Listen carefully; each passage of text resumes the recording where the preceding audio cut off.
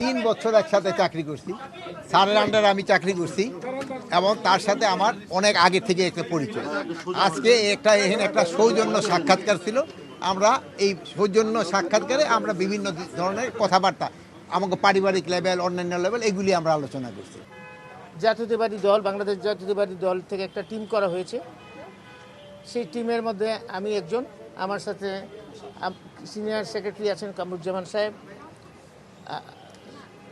রিমন সাহেব, তারপর হচ্ছে আরেকজন যে মাহবুব সাহেব আছেন এবং আরেকজন আছেন আমাদের সাথে, তিনি আজকে আসতে পারেননি। তো যাই হোক, আমাদের আসার উদ্দেশ্য আমাদের কিছু কিছু জিনিস আমাদের ম্যাটার অফ কনসার্ন হয়ে দাঁড়িয়েছে, উদ্বিগ্নের জায়গা, যেগুলো আমরা ওনাদের সাথে অত্যন্ত আন্তরিকতার সাথে অত্যন্ত সৌহার্দ্যপূর্ণ পরিবেশে আলোচনা করেছি।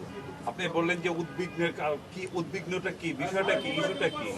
উদ্বিগ্ন যেমন আমাদের পার্শ্ববর্তী দেশে পতিত সরকার যে শেখ হাসিনা, ওনার সাথে একটা বিশেষ শিল্পগোষ্ঠী, পত্রিকায় দেখেছেন আপনারা, এসালাম গ্রুপ, তারা সেখানে একটা মিটিং করছে, সমস্ত পত্রিকা আসছে। সেটা মিটিংয়ের উদ্দেশ্য ছিল বাংলাদেশের নির্বাচন বানচাল করা, নির্বাচনের বিভিন্ন সহিংস ঘটনা ঘটানো। এটা তো একটা উদ্বিগ্নের জায়গা, সেই ব্যাপারে আমরা আলোচনা করেছি।